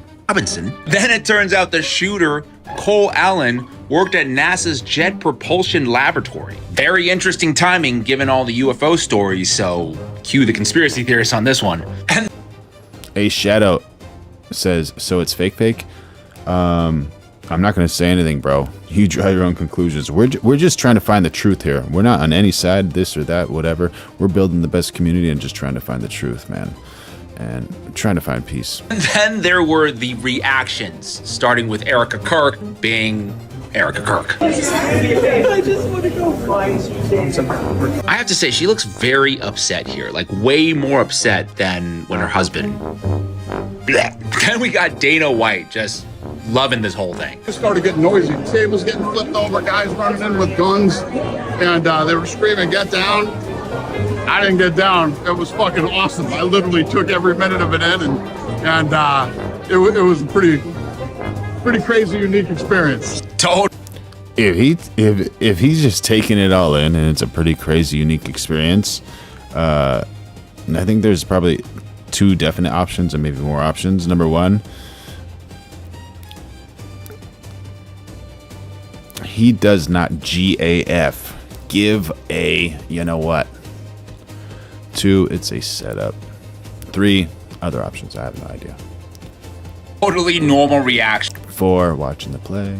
To what is supposedly. Yeah, Dana is pretty wild. He's looking for a fight, dude. He's like, where's the fight at? Dana is looking at the shooters like, who's my next UFC guy? You know, he doesn't care. He's like, who is this? What's his name? Alan Cole. Alan Cole, you're fast, man. Let me see that. What's your jabs like? Dana White's looking for some money. He's looking for his what is that guy? He's not a light. Is he a lightweight? He's probably a lightweight. Some type of lightweight for sure. Dana's like, he can run, but can he grapple? A presidential assassination. Yeah, mad respect to Dana White. What a businessman and entertainer. I don't know how good he treats his fighters, but still entertaining, man. Thank you, Mark 414. Make sure y'all like, subscribe, turn on those notifications. Going live every day at 2026. Become a member. Send a super chat so you get some amazing messages like that from Mark. Attempt. But the most ridiculous thing has to be maybe this coordinated influencer campaign saying this is why Trump needs a new ballroom. Hey, did you guys hear that? Did you actually hear that? Let's go back 10 seconds. I'll show you guys something.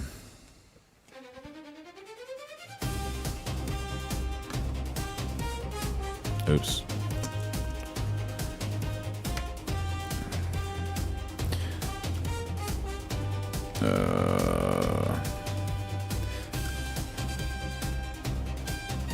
If you push this button right here, J,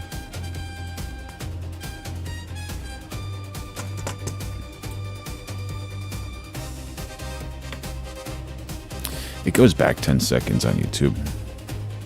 But the most ridiculous thing has to be maybe this coordinated influencer campaign saying this is why Trump needs a new ballroom. I didn't want to say this, but this is why we have to have all of the attributes of what we're planning at the White House. It's actually a larger room, and it's much more secure. It's drone-proof, it's bulletproof glass. We need the ballroom. That's why Secret Service, that's why the military are demanding it. We officially live in the dumbest timeline ever. On it, Eric Katursky has that story. What do you guys think, chat? We got Grimhead 9583 saying conspiracy theories. It can't be the fault of the U.S. Aliens did it. My goodness. What do you think, chat?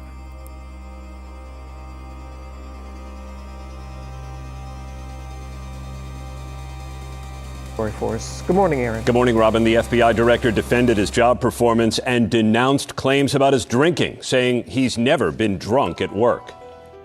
Grimhead says replace aliens with what fits.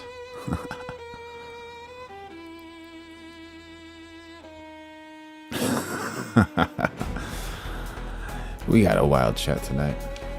This morning, FBI Director Kash Patel is taking aim at The Atlantic, which published claims of unexplained absences, impulsive decision-making, and excessive drinking. I've never been intoxicated on the job, and that is why we filed a $250 million defamation lawsuit. And don't pick on Kash Patel. Any one of you that wants to participate, bring it on. I'll see you in court. Patel is now suing for defamation. OAC has joined the chat. We don't need a ballroom. We need competent Secret Service agents and an FBI director that is not a little kitty. And lashing out at reporters. I can say unequivocally that I never listen to the fake news mafia. And as when they get louder, it just means I'm doing my job. The Atlantic article said members of his security detail had difficulty waking Patel because he was seemingly intoxicated. It also said a request for breaching equipment normally used. We got Weird Texas, deplorable veteran. Thank you for your service, buddy. Happy to have you here. Saying Pelosi on pills and drinks at work with Kamala. There you go. Thank you for your chat, buddy. By SWAT and hostage rescue teams to quickly gain entry into buildings was made last year because Patel had been unreachable behind locked doors. What? He's behind locked doors, unreachable? What's going on? Is he just sleeping, or is there something else going on? Patel's boss, Acting Attorney General Todd Blanche, said he had not read the article but disputed its contents. I have a lot of concerns, and my concerns are completely around the anonymous reporting that comes forth constantly. That reporters have an obligation to report, and they have due diligence that they're supposed to do. The Atlantic said it stood by its reporting and called Patel's defamation lawsuit meritless. And this morning, House Democrats are demanding answers from Kash Patel, writing in a letter that the allegations of heavy drinking are shocking and indicative, Robin, of... Democrats, not known to lie, not known to lie. All right. Quit picking on Kash Patel. He did more in a year and a half than the last administration did in 4 years, right? I don't know. I'm just rage baiting right now at this moment.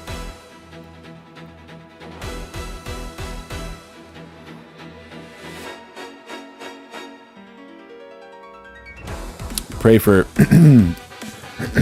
This is an 18 seconds video. Sophie Cunningham. First game back, right? Before the first game. I've been dying to say this. It's finally game day. Preseason. We're here in New York. We're healthy. Huge. It feels so good to be back.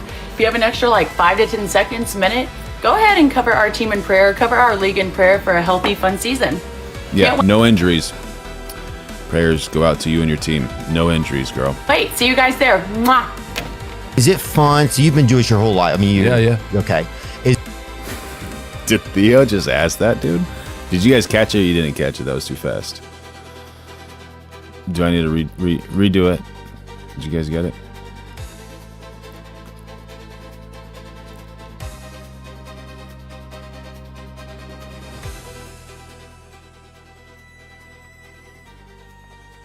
I'm gonna redo it. Is it fun? So you've been Jewish your whole life. I mean, Yeah. Okay. Is it fun being Jewish? What is it like? No, I won't say it's fun. What is it like? Does it feel? I wonder if it feels different being Jewish. Does it feel like? Do I wake up? I'm like, damn, I'm Jew. Or yeah, I don't know. I guess I don't even know what I'm asking.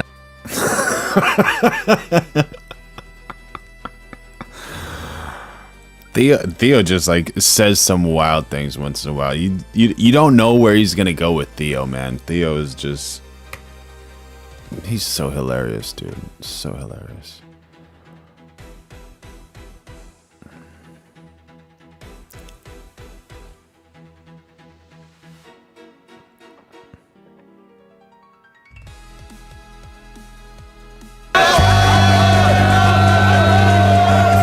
Anger on the streets of Jerusalem. This time, the target is not the Israeli leadership, but the right. By the way, we're going live every day of 2026, so make sure you like, subscribe, turn on those notifications, become a member, send a super chat if you want. Wing American ambassador Mike Huckabee, a staunch backer of Netanyahu and settlers. Dozens of protesters gathered outside his Jerusalem home, sending a loud political and deeply personal message. Protesters called on the United States to rethink its support for Israel's current leadership. The protest quickly became a pointed political statement aimed directly at Israeli Prime Minister Benjamin Netanyahu. Organizers say the message is clear. They are urging Washington to withhold backing for policies they claim are designed to strengthen Netanyahu's personal grip on power. The visuals were just as striking as the message. Protesters held banners depicting violent West Bank settlers with one bold line printed across: "Not Judaism, un-American." Another banner, even more direct, featured Netanyahu's image with a sharp accusation: "He fooled you on Gaza and Iran." The demonstration underscores growing divisions not just within Israel, but across the U.S.-Israel relationship itself, a relationship long built on shared values, now being questioned on the streets. For decades, Israel-U.S. ties were seen as unshakable, a cornerstone of U.S. foreign policy, a bond built on shared values, security, and strategy. But today, that alliance is under strain. So how did America's relationship with Israel become so divisive? The United States and Israel have long described their partnership as special. God's King Snow has joined in on the chat saying no more war-related funding for any country or organization. Bill, thank you for the chat, buddy. Make sure y'all like, subscribe, turn on those notifications. Going live every day of 2026. From military cooperation to diplomatic backing, Washington has stood firmly by Israel through wars, crises, and regional tensions. But that consensus is no longer absolute.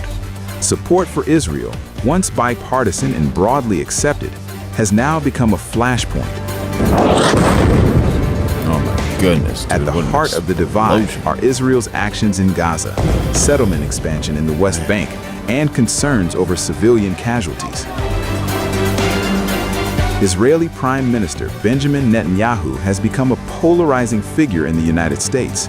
His policies and political moves have drawn criticism even from traditional allies. The U.S.-Israel relationship isn't broken, but it is being redefined. A new kind of weapon is rewriting the rules of modern warfare. Cheap, precise, and nearly impossible to stop. From the battlefields of Ukraine to the front lines of Lebanon, a silent revolution in drone warfare is now threatening to upend Israel's military advantage when it comes to its war with Hezbollah. For years, drones were seen as supporting tools in Middle East conflicts. But in the latest fighting between Israel and Hezbollah, that has changed dramatically. A new generation of explosive drones has emerged, guided not by radio signals, but by fiber optic cables, according to a report by Haaretz.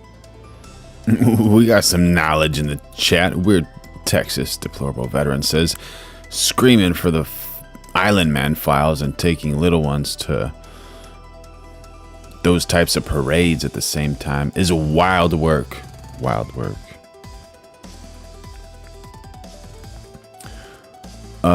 What happens when someone just makes a statement that you can't argue? Like right now, I have no idea how you can argue that statement. That's just a rock solid statement. Unlike traditional drones, these systems are immune to electronic jamming. That means Israel's advanced electronic warfare defenses, once highly effective, may no longer be enough. And the implications are serious. Johnny Vega, you say that H word one more time, buddy. I'm gonna pull up that Andy Galifianakis Hillary clip. These drones are not only harder to stop, they're also far cheaper. Built using commercially available parts, sometimes even 3D printed, while their warheads are typically based on RPG charges or various types of grenades. They cost a fraction of traditional anti-tank missiles, yet deliver deadly precision. On the battlefield, that changes everything. Israel's military recently established a 10-kilometer security zone in southern Lebanon, designed to push threats like anti-tank missiles further away. But fiber optic drones can...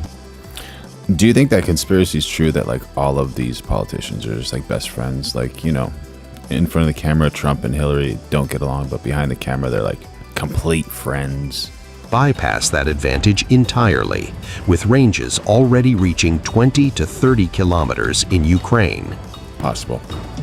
Hezbollah is now believed to be rapidly expanding its drone capabilities, drawing lessons directly from the war in Ukraine, where drone warfare has evolved at a breakneck pace. From FPV racing drones to explosive UAVs, these systems are becoming a central weapon on the modern battlefield.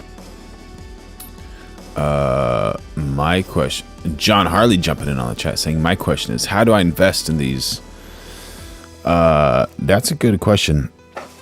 DJI was banned from the United States because of, their drone technology, which is incredible, absolutely incredible, especially for FPV and for cinematography. And one of the reasons, allegedly, was I think Trump's nephew or son became part of UMAC, Unusual Machine Company or something like that. And they're supposed to be like the ones that are taking control over the drone system. But I'm not well versed enough to give any type of financial advice, so I will not give any financial advice. But I don't know. I'd like to know as well.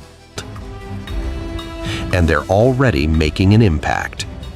Reports indicate that dozens of Israeli soldiers have been wounded in drone attacks in recent months, with injuries often more severe, targeting the upper body, including the face, chest, and arms. Even more concerning for military planners, these drones are extremely difficult to detect and intercept. Their small size, high speed, and maneuverability make them elusive targets, while fiber optic guidance means they can't be disrupted electronically. To counter the threat, new solutions are being tested. From interceptor drones to specialized ammunition, even physical barriers. Thank you, El Savage 5738. Happy to have you on board, buddy. Like nets stretched across roads, a tactic already seen in Ukraine. But experts warn there is no single solution. And for Israel, the challenge is clear. A cheaper, smarter, and more resilient weapon is now in the hands of its adversaries. A ceasefire on paper. We're going to extend the ceasefire for 3 weeks that's already in place between Israel and Lebanon. But fire on the ground. Tensions are rising once again along the Israel-Lebanon border, with fresh strikes and intercepted attacks pushing the region closer to escalation. The Israeli military says 3 Hezbollah fighters were killed after attempting to launch a surface-to-air missile at an Israeli Air Force aircraft. The attack, according to the IDF, was unsuccessful, but triggered an immediate response. All right, so there's a few companies he's involved in. Power Us, a big one right now, like Power US. It's a Florida-based drone company, focuses on military drones, defense tech, counter drone systems. Donald Trump Jr. equals investor and backer. He's not a CEO, not a founder, not a chair.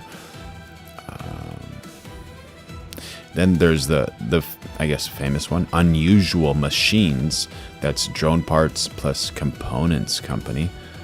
Make things like drone motors, drone tech infrastructure. He's an investor, advisory board member, owns equity, millions in stake reported.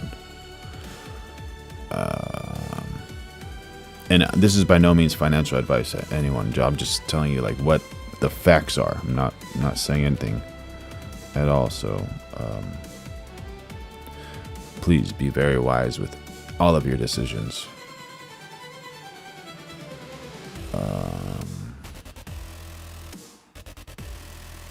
Yeah, so what's the reason people are talking about this? The U.S. is expanding drone warfare and defense. These companies want government contracts. His father is the president, raises conflict of interest debates, right? So yeah, he is involved in drone companies, but mostly as investor advisor, not builder operator. Obviously not a builder operator. He could be operating.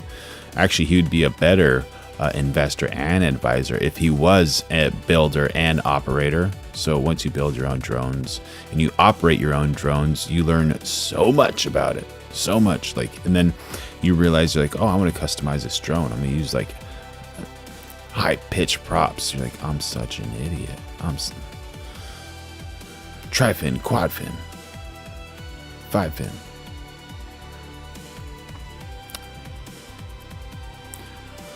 Biggest name tied to him right now, Power Us. Didn't even know that. Power Us, is it? Very interesting. Two separate incidents. Operatives from the Iran-aligned Lebanese armed group also reportedly launched rockets and an explosive drone targeting or infinity propeller. Israeli troops operating south of the forward defense line in southern Lebanon. Air raid sirens rang out in the northern Israeli town of Shtula as rockets were fired from across the border, but Israeli air defenses reportedly intercepted the incoming projectiles mid-air. In retaliation, Israeli forces say they struck the launcher used in the attack and destroyed another launcher that was reportedly prepared for immediate use. They also claim to have struck buildings used by the group in southern Lebanese towns of Hirbet Selm and Tulin. The Israeli military has described these actions as blatant violations of the ceasefire understandings currently in place along the border. These reported attacks and counterattacks came as U.S. President Donald Trump said Israel and Lebanon have agreed to extend an initial 10-day ceasefire between Israel and Hezbollah by 3 weeks after talks at the White House on Thursday, before its expiry on Monday.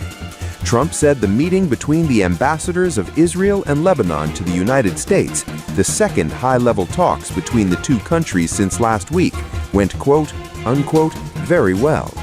They like each other. I found that out today, and I've sort of heard about that. They actually like each other, Lebanon and Israel. And we had... That's good. That's very good. Lebanon and Israel like each other. Well, that's a start to peace right there. Make sure y'all like, subscribe, turn on those notifications. Going live every day of 2026. A great meeting with the very high officials of Lebanon and very high officials of Israel. And we think that the president of Lebanon and the prime minister of Israel over the next couple of weeks will be coming here. They've agreed to an additional 3 weeks of, Just to be clear, we don't have any moderators in the chat. The Restream bot takes the stream from vertical to live and from live to vertical. So after you see Restream bot and then you see like at Simon 401 IFY, or if you see at Wild Ruski 88 official or at correct, that's who's talking. So Restream bot is just relaying the message from one chat to the next chat. No bots in here, buddy. And no mods. Actually, Barry's a mod, but he's not in here. I didn't see him. Barry, if you're in here, let me know. Haven't seen you, buddy. Everybody misses Barry. No firing, ceasefire. No more firing. Let's see. We hope that happens. It's not going to happen between them, but they do have Hezbollah to think about. And we're going to be working with Lebanon to get things straightened out in that country. I really believe it's something we can do pretty easily, just with the power of who we are. They're great people, the Lebanese people. We have our ambassador here who has done a fantastic job, ambassador to Lebanon from the United States. And we had a great... Yeah, no mods is the best way. Yeah, it's important. You need freedom of speech, you know? You need to be able to explain yourself and, just be able to talk and communicate, you know? Maybe you'll learn something new. It's very important. Conversation, and I think it's the beginning of something very important. It'd be a wonderful thing to get this worked out simultaneously with what we're doing in Iran. To see what we're doing in Iran.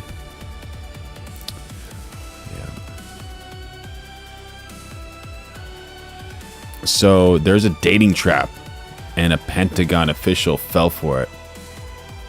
Fell for it. What? What's gonna happen here?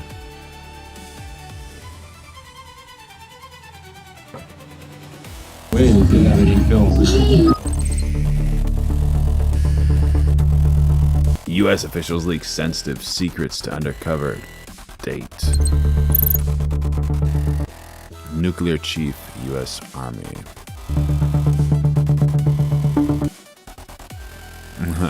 Wow, the Ruski saying something. Wow.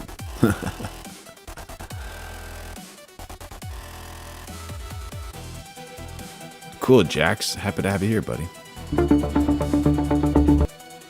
Nuclear and chemical. That's why that's the easiest way to get intelligence. Like, just send a pretty girl, talk to the guy.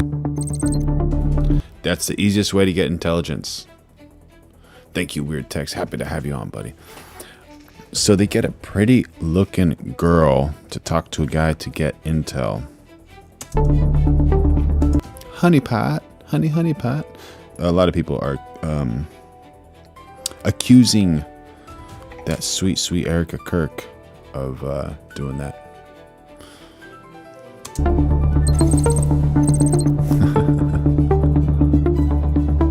It was actually an undercover sting by O'Keefe Media Group. Oh, O'Keefe Media Group is gnarly, bro.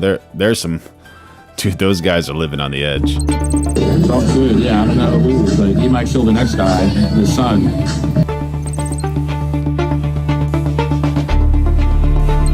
Oh, we actually did really cancel things. That's not intentionally, but yeah. I'm sure we killed civilians in Iraq and Iran around after.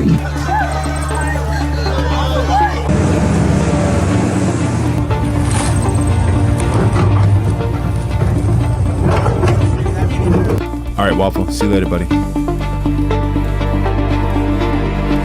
I mean, the picture that we saw was... Miss Rose 8920 says, that honeypot works every time. Yep.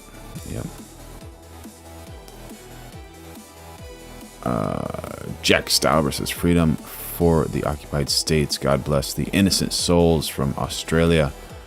And may God mercy on the souls of the fallen fighters, Israeli or Arab. Of the desecration of a crucifix was shocking. We were heartened to see that, at least from the reports, that disciplinary measures was taken very quickly against the soldiers. Does the Secretary General find it ironic that the Israeli Prime Minister apologized for the Jesus statue incident and the soldiers punished in a few days while thousands of mosques have been destroyed in Gaza? I will let you draw the parallels or the irony, whatever word you want to. Absolutely all innocent, says Pap Shen. Oh, sorry. I didn't read the first message. Never mind. That's not funny. So many innocent people. Yeah, absolutely. I thought you were being sarcastic, but you're probably responding to them. So sad, honestly. If this can stop right now, all of this war and fighting and arguing, be amazing. Say the desecration of religious symbols, the desecration of houses of worship is unacceptable. Unacceptable, 100%, regardless of the religion. Johnny Vega, are you talking about this guy? Regardless. Can't say that, buddy. Of the religion. Yeah. Yep.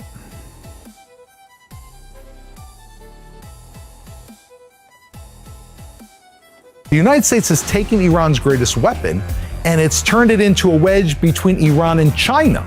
Iran would love to turn Hormuz into a confrontation between the United States and China. But here's where the US has turned the tables, and this is critical to understand. The Straits of Hormuz, they're not closed to all shipping. There's only one restriction. A ship cannot load oil from Iranian ports. That's a huge one. Choking the Iranian ports, not letting them make money. That's a tough one.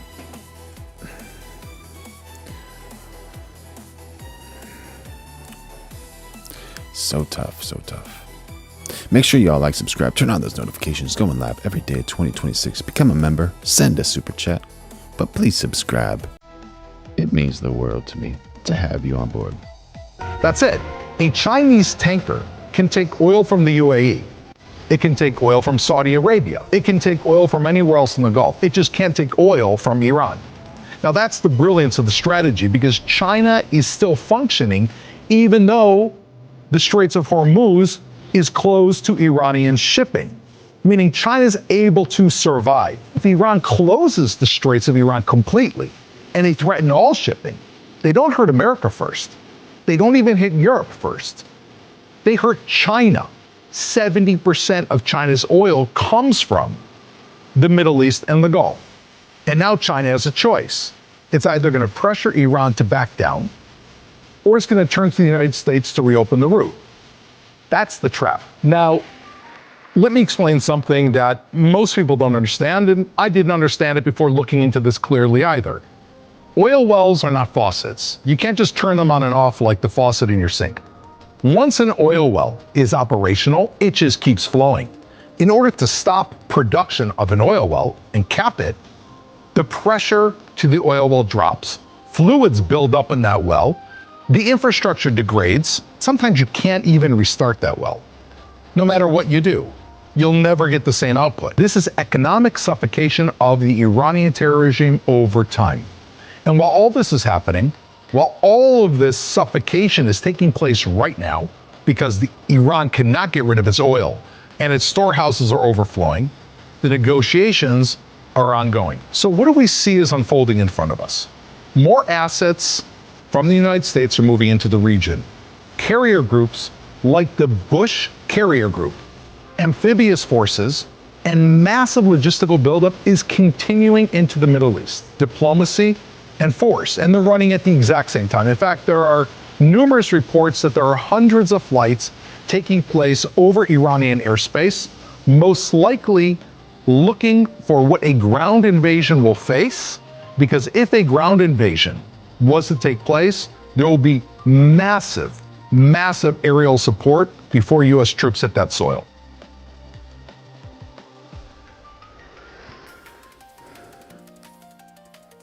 It's so fascinating when people like that break down like the whole situation over there. It's just like absolutely incredible, incredible. This is JNS TV and Doron Spielman. And yeah, this is unlike your faucet sink. Once you stop pumping it, that liquid gets in there and that can ruin the oil and just ruin everything. Ruin everything. But yeah. I love you. Thank you so much for being here. Tomorrow we're going to have an amazing one. We're going live every single day of 2026. Subscribe, like, turn on notifications, share, become a member, send super chats. And if, you know, people get aggressive in the chat or in life and they just start spewing hate at you because they're drinking so much haterade, just let that hate just bounce off of you like water rolls off of a duck's back. And I will see you.